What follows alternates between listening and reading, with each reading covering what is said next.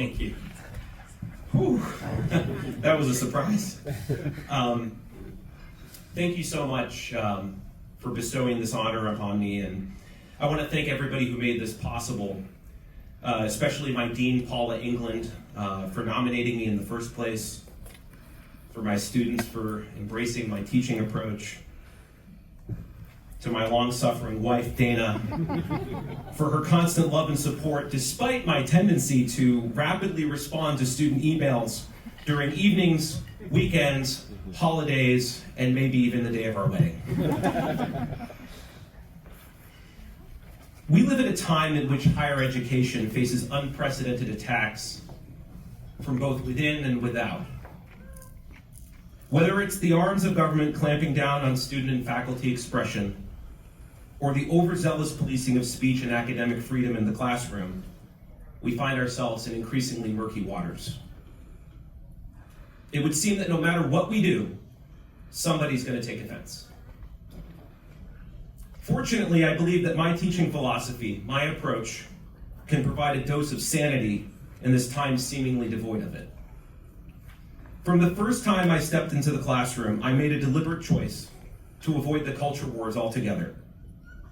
My purpose as an educator is to facilitate and to foster growth and development, and as such, I do not pontificate, I do not police. I have never told my students what to believe. I have never told my students what I believe to be correct politically or morally. As my wife can painstakingly attest, I keep my cards close to my chest with everyone. And when I see an intellectual pile-on, I instantly play devil's advocate. I imagine the vast majority of my students, Corey included, have no idea what my political persuasion actually is, and I want to keep it that way. I encourage my students to explore all ideas. I invite them to my classroom knowing that they can express, challenge, and change their beliefs without fear of mockery, belittlement, or condemnation. I create an environment wherein they know that regardless of their political views, religious persuasion, or demographic background, my classroom is a place that welcomes each and every one of them. I practice intellectual modesty. I make very clear to my students what I know, what I don't, and everything in between. And what's the result? Has my freedom-focused classroom turned into some Hobbesian hellscape, where left and right, secular and religious, battle it out until one side annihilates the other? No. In fact, quite the opposite. The fact that my students know that they have freedom, and just as importantly, my unwavering respect of them, has allowed everyone, me included, to let forth a collective exhale. Rather than sitting on the edge of our seats waiting for the next battle in the culture wars to erupt, we instead vigorously discuss and debate in a calm and friendly environment. I have witnessed firsthand students from vastly different backgrounds, from different worldviews, form friendships not on the basis of zero-sum thinking, but rather based on tolerance and understanding.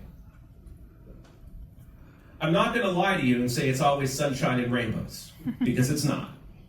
There are some times when a student brings up a topic that inspires an instinctive fear in my gut. This could be the time my streak is broken. But somehow those fears always dissipate quickly, and the character of my students shines forth very bright. And it's this last point that's, I think, a lesson for all of us. Don't underestimate your students. I know the difficult world that we're in might lead you to either avoid all contentious topics, or perhaps the opposite, to try to put your thumb on the scale one way or the other. I implore you directly, don't. Don't do either of these things. Let your students figure out things for themselves. What they need to succeed isn't for you to either avoid the conversation or to tell them what to think. Instead, be their GPS. Be their Google Maps.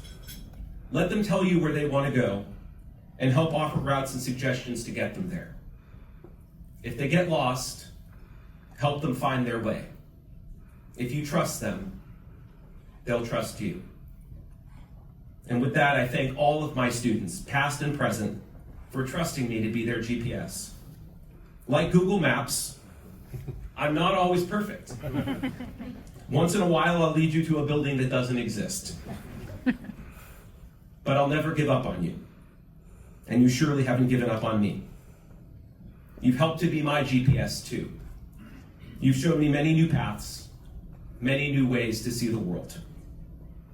We've been on one wild ride together, and I can't wait to see where we're going next. Thank you very much.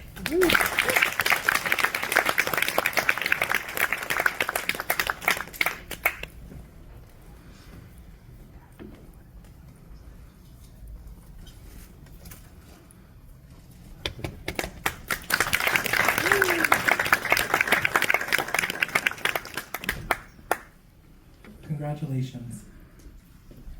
To continue our proceedings, please join me in welcoming Ruby Barron, a graduating senior of NYU